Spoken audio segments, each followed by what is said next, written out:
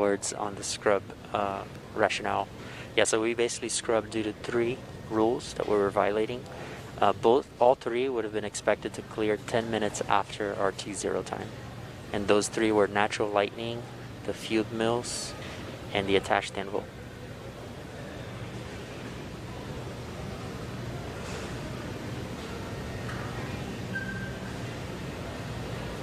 Yeah, we copy, Jay. We appreciate that update. We could see some raindrops on the windows, and just figured that whatever it was too close to the launch pad. So we appreciate that and understand that everybody's probably a little bit bummed out. It's just part of the deal. Everybody was ready today, and we appreciate that. And the ship was great, and we'll do it again, I think, on Saturday. Copy all, and yeah, we concur. And appreciate your resilience sitting there in the vehicle for us. We got the easy job. Nothing better than being prime crew on a new spaceship.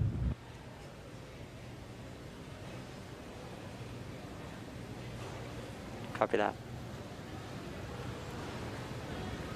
All right, some great words from Bob and Doug. They're feeling good inside Dragon. They'll be ready to go when we make our next attempt on Saturday. Right now, we're just still waiting for all of the fuel to come off the Falcon 9 rocket. After Stage 1 that, LOX and fuel roughly 20%, and Stage 2 fuel 36%. and so that call right there, we're still at a little over 20% on fuel, RP1, and LOX, liquid oxygen on the first stage, and then at about 26% on RP1 on that second stage. So again, it takes about 40 minutes once the process starts, so we should have right around 30 minutes or so until all that fuel's off. And then the crew will get the go to disarm the launch escape system. We'll see that crew access arm swing back into place, and they can begin to egress or get out of the Dragon spacecraft. And you heard it live, that weather update of what we violated. We were just 10 minutes off, unfortunately, but again, today was an instantaneous launch.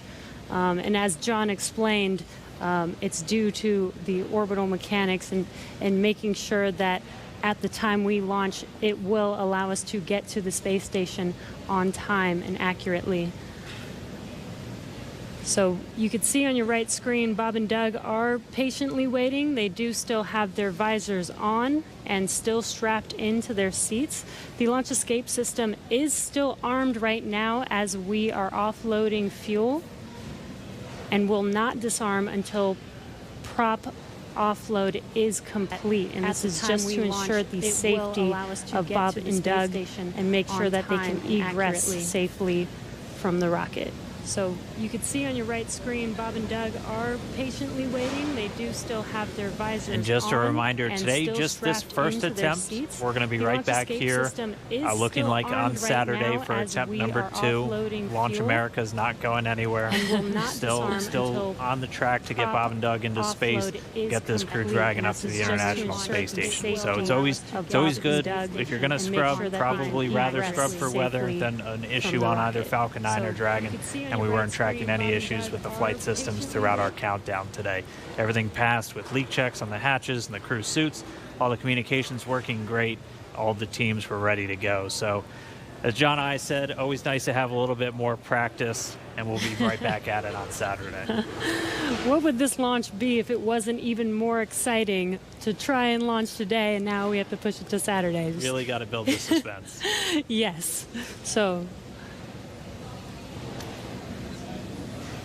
Hey, Dan and Jesse. Another thought crossed my mind while I'm watching the diagram here showing fuel is just about off.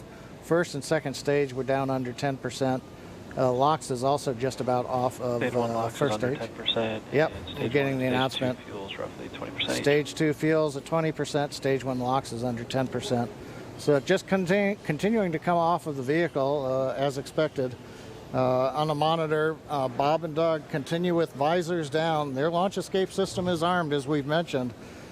If there is anything that were happening to go wrong right now, They still have the viable pad abort means, something that we demonstrated way back in 2015 on one of these webcasts when we fired the Dragon capsule using the 8 Super Dracos off of the launch pad and it splashed down offshore in the Atlantic Ocean. So they're staying there with the system armed until all the hazards are essentially removed and we bring the crew access arm around them. As we've mentioned. If there is anything we're standing by a minute, we're going to listen right now. They still have the viable launch director talking to the weather officer. Something that we demonstrated way back in 2015 on one of these webcasts when we fired the Dragon capsule using the 8 Super Dracos off the launch pad and it splashed down offshore in the Atlantic Ocean. So they're staying there with the system armed until all the hazards are essentially removed and we bring the crew access arm around them. And if you're just now tuning in, we did not launch today. We did have a scrub because of weather. But as we were saying, we are looking forward to trying this again on Saturday. Our launch time on Saturday will be another instantaneous window, so we'll have to have the weather cooperate again. And that launch time will be at 3:22 p.m. Eastern. I think our last weather update put us at about 40% probability of violation. John, I can check me real quick. If yeah, Dan, what I saw coming out of the Air Force was 40% probability of violation, I believe. It's always tough because they report in terms of violation, and the optimists have to subtract that from 100% to go, hey, 60% chance, I'll plan my picnic.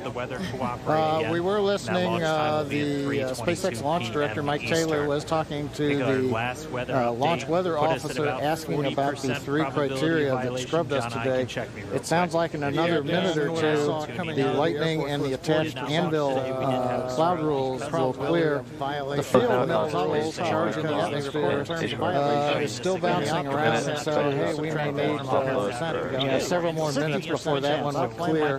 So we'd need even longer than 10 minutes in the window today, it looks like, for all the rules to clear. That brings up what I wanted to mention a little while ago. I got lost listening to the weather brief. But there are a lot of folks who are going, why an instantaneous launch window for Falcon 9 and Dragon? Now, typically when we go to the space station, when we do the mission planning, it's an instantaneous window. There may be enough performance in the rocket to launch somewhere in a 5-minute period, but you've got to pick a time in there. But in the case of Falcon 9, once we start propellant load at T-minus 35 minutes, it doesn't matter so much if you can move 5 or 10 minutes left or right, because the whole sequence is scripted. We do the flight analysis assuming that the temperatures of the propellants are below a certain amount so that we know how much performance is available to the rocket, how much margin we're going to have. So essentially, if you start the countdown, 4 hours, 8 hours out like we were doing today, and you have a very short window, once you get into propellant loading at T-minus 35 minutes, you have to go as soon as you get to zero. We don't have the ability to stop the countdown, wait 5 minutes. Now all of a sudden the liquid oxygen starts warming up from 340 degrees below zero in the ground system, and that changes how much performance you get carrying into orbit, and we don't want to cut into those margins. Now, if we had had something like a 4-hour window, which some communication satellites have, we could actually get down to almost zero, hold the count, detank the Falcon 9, wait a while, it takes us about an hour and a half, reload a whole new batch of cold liquid oxygen and fuel from the big storage tank that we've got there at Pad 39A and try to launch again. But in that case, you have to be able to launch, about an hour and a half or so later after you scrub. And in the case of the International Space Station, an hour and a half from now, it's nowhere near where we need to be to get to orbit with the performance of the Falcon 9 and the Dragon. So today, it's a combination. We start the day with a 1-second window. Yeah, just informing you, it's but once we get inside of 35 minutes, it becomes an instantaneous window for the Falcon 9, regardless of what the customer may be able to give us. So there's a little explanation for folks who are wondering why we have such a tight window.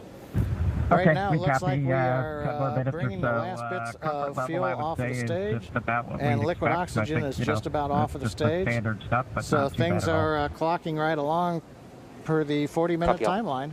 Everything looks good, and we'll wait to hear that we're clear, and then when we get the call for Bob and Doug to go ahead and disarm the launch escape system, and the crew access arm will watch come back out, center itself around the Dragon hatch, and then the ingress team will go up there and open the hatch. Thank you for the science lesson, John I. Hey, no charge. Much appreciated. We did hear a quick call to the crew there. We should be just under 10 minutes away from that prop offload completing. It looks like we're just tracking Stage 2 the fuel offload RP1 is complete. And there we have the confirmation. Stage 2 offload's complete. And we should have now just the RP1, so that densified propellant, or the RP1 is kerosene. We should be under 10%, a little under 10 minutes until that's off. And then we'll step through those events we were discussing, where they'll be able to disarm the launch escape system, get the arm back out there, and Bob and Doug can begin to exit the Dragon spacecraft.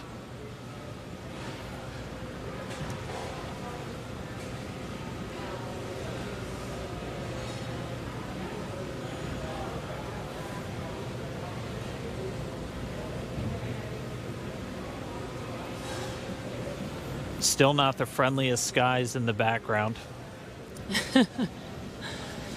That is Florida, though. The weather is constantly changing over there, which is why we always have to keep an eye on it through every single launch that we have out there. And Bob and Doug are patiently waiting. As you can see, that is a live view of them on the Crew Dragon vehicle as they're waiting prop offload to complete. Second stage prop offload is complete. We are just waiting on first stage to complete. Stage 1 LOX offload is complete.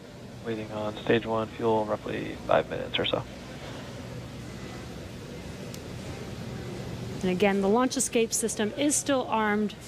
We are waiting for a prop offload to complete before they disarm that, and then they will be able to egress from the Crew Dragon vehicle.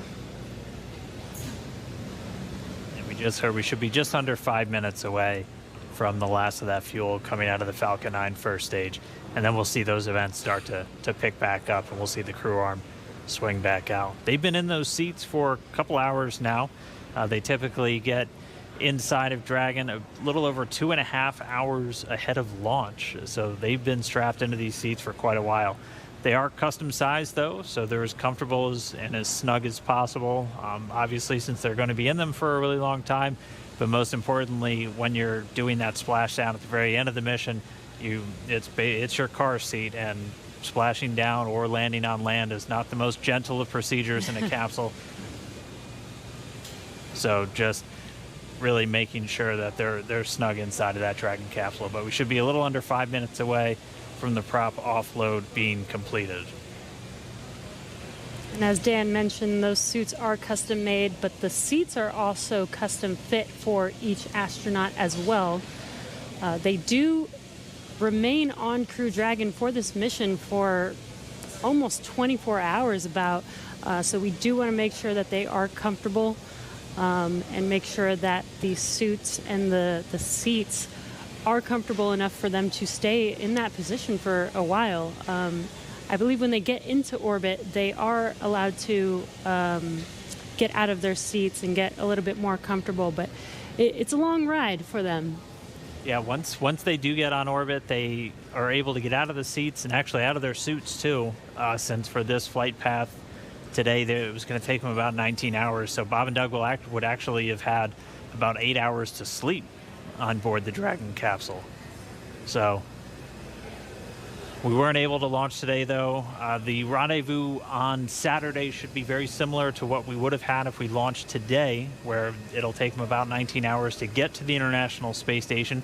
So they'll launch, and they'll have a number of different events that we'll be able to walk you through, including manual piloting of Dragon and just really putting the spacecraft through all of the paces before it arrives at the International Space Station. Because, again, this is a test flight.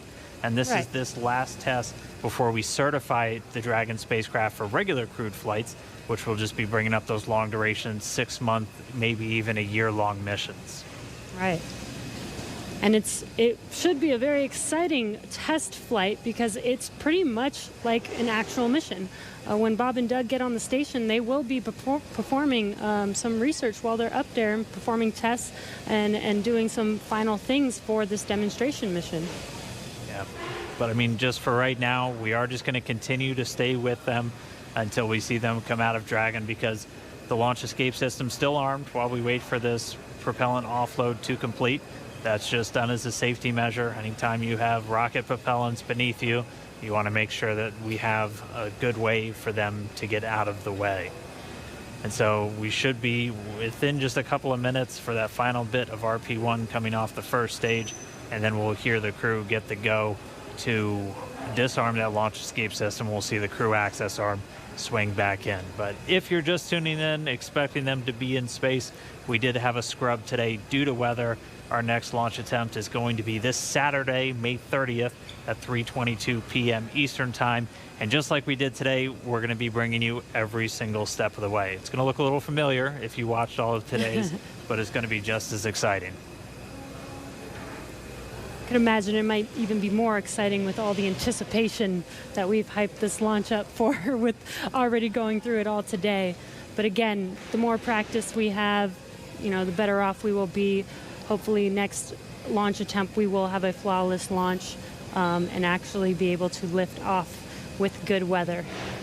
Yeah, weather is going to be the big thing that we'll continue to watch. That was the culprit today for our scrub. And our initial weather reports already looking at about a 40% probability of violation. So as John and I was saying, the optimists in us have to say that's 60% good. So we're gonna look at the good side of this, and that's roughly what we were in the days leading up to this. We won't have a rogue tropical storm forming off of South Carolina on us on Saturday, but Florida weather will always be dynamic, so we'll just continue to track and hopefully get a good chance hit that window on Saturday. And just a reminder, everything else on the vehicle and for the mission was looking good today. It was just the weather, which, as John I said earlier, and Lauren even referred to him mentioning this, weather is the one thing that we actually cannot control on our missions. So unfortunately, it did cause us to scrub today, but the vehicles are healthy. Bob and Doug were ready. And they should be ready to go again with the next launch attempt on Saturday.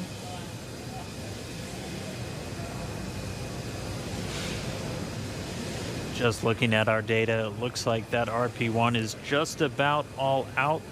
So we'll just kind of stand by for a few more moments. Hopefully we get that call soon, John I. Yeah, I was going to, while we're waiting to hear the call that the last percentage of fuel is off, I was going to comment on Jesse's discussion about it was just the weather. I think during this countdown, there were more words said about the weather than everything else. Uh-huh. I'm listening right now to a weather discussion in the background.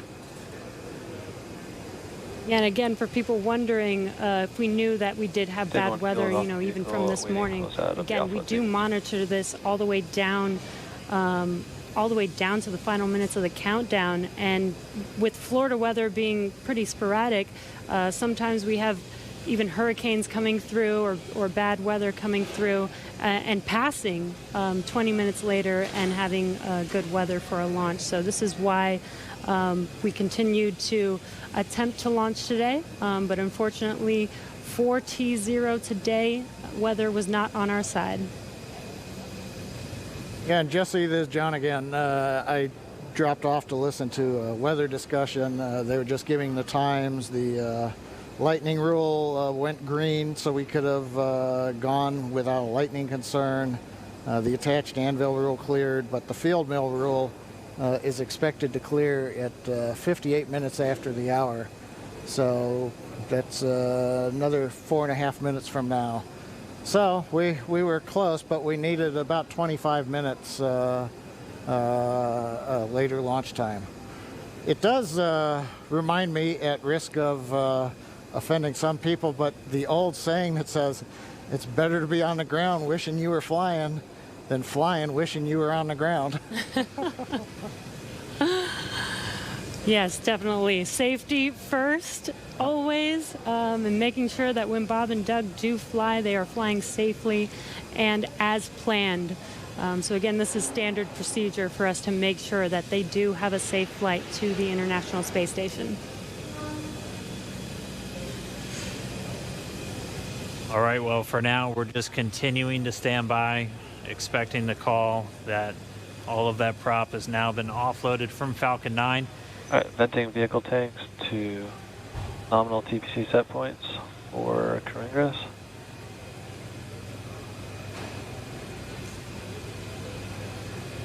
At this moment, the launch escape system is still armed. Once the prop offload is complete, that'll be the next step in our procedures to have Bob and Doug begin to make their way out of Dragon.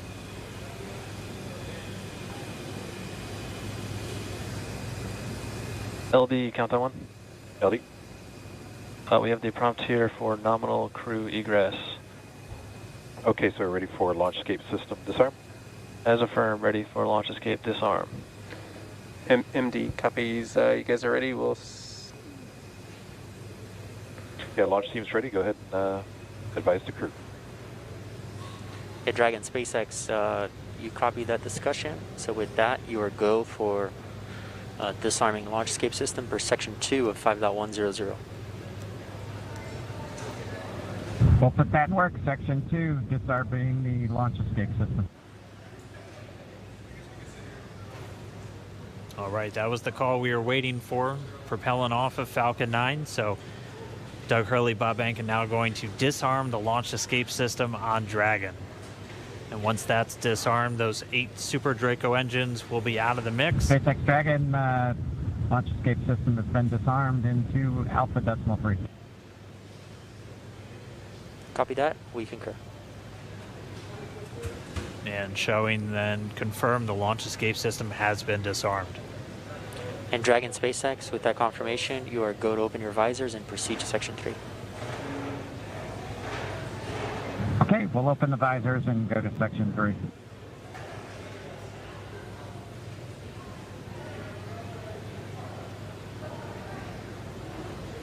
As you heard and you can see, Bob and Doug can now open their visors and get ready for exiting the vehicle. Again, they kept their visors on while the launch escape system was armed, while prop offloading was continuing, and that is just to make sure that they are safe.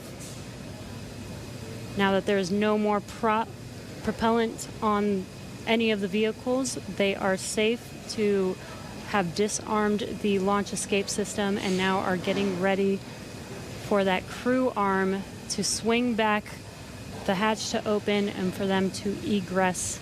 SpaceX Dragon with an update. We're holding in 3.4 and we're ready for seat rotation when you are. Copy that. We'll wait for the closeout team to open the hatch and verify clearance, and then we can execute seat rotation.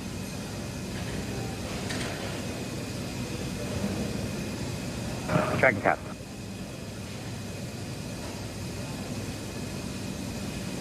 And there's that crew arm swinging back towards Dragon. Once that crew arm is in place, they will be able to open the hatch on Crew Dragon. Bob and Doug's seats will rotate back out of launch position so that they can safely get out of their seats and egress the vehicle. And we heard they'll have what they call nominal egress, so just the normal procedures for getting them out of the capsule. That means the same closeout team that was there to get them in will be able to assist as they come out. They'll arrive and get that hatch open, and then they'll be able to rotate the seats. That'll rotate Bob and Doug pretty much forward, where they'll be in the original position that the seats were configured when they made their way into Dragon. It just gets them a little bit out and under the displays and makes getting in and out of the capsule a little bit easier. They've been in those seats for about 3 hours at this point, so definitely a long day for the crew, as they woke up about 6 hours prior to our T-0, had their breakfast, which we confirmed was steak and eggs, at least for Doug Hurley. And then they proceeded through all of the suit up and the trip to the pad, making their way inside Dragon, where they've been for about the last 3 hours at this point. We were on track for an on-time liftoff right at 4:33 p.m. Eastern Time, but did have to scrub a little under 17 minutes before launch due to weather. So for now, we've offloaded all of the propellant off of Falcon 9. The launch escape system has been disarmed. That crew access arm is back right up next to Dragon, as you can see in that view on the left. Pretty soon we'll see the teams arrive to get the hatch open, get Bob and Doug out, and they'll make their way back to crew quarters and their quarantine. It is important to note that throughout the entire process of them getting into Dragon, suiting up all of those different steps, they maintain that same quarantine that they've been in since for about 2 weeks now, and that is specifically for events like today, where we have to scrub and just go to another day. So we don't want to break that quarantine once we're putting them into that launch vehicle, and that's a standard quarantine that we have for any crew members flying to the International Space Station. The current COVID-19 pandemic obviously puts a little bit of extra pressure and a little bit of an extra spotlight on that, but they're following a lot of the same procedures that we have in place just to keep crew members healthy before they go and spend several months in space in an enclosed environment with just a couple of other people. Right, and it's a little bit more difficult to get them help on the space station, right? So we want to make sure that when they do head up to the space station, that they are fully healthy. So this, again, is standard procedure, not just because of this pandemic that's going on. This is a standard procedure for astronauts to quarantine prior to heading to the station. And as Dan mentioned, this is a standard procedure to exit the vehicle as well. We did scrub today, but this is not an emergency state. This is standard procedure. This is something that is practiced and rehearsed and made sure that we do follow our standard procedures to make sure that everything is still safe. Bob and Doug exit safely and go back into quarantine and get ready for our next launch attempt. Looks like they're getting a chance to stretch their legs, though. Yeah. Yeah. Dan, Jesse, I'm monitoring along in the scrub procedure right now. They're getting the goes to get the folks back to the pad, the crew that'll open the hatch. So they have notified the team chief, launch engineering, to return to the pad. As a reminder, around the pad, the Air Force and NASA set up roadblocks to make sure nobody gets into the hazard area. So they will head to the roadblocks, they'll pull them open so that they can drive to the pad. So launch director, I think, is estimating it's still about 15 minutes for the crew to drive all the way down out to 39A, get up the tower, and then begin operations on the hatch. They have confirmed that the purge of the Dragon service section, which is nitrogen during the countdown to avoid an oxygen leak, that is back on air now. The crew access arm is on air, so they're ready for the egress team to get up into the tower. But it's going to take them a little bit still, I think, to drive down the road in the vehicles and go up the elevator. But everything continuing to run per a normal scrub countdown, which we have had the opportunity to practice with the crew in, for example, the dry dress rehearsal last Saturday, after we had done the static fire of the Falcon 9 the day before.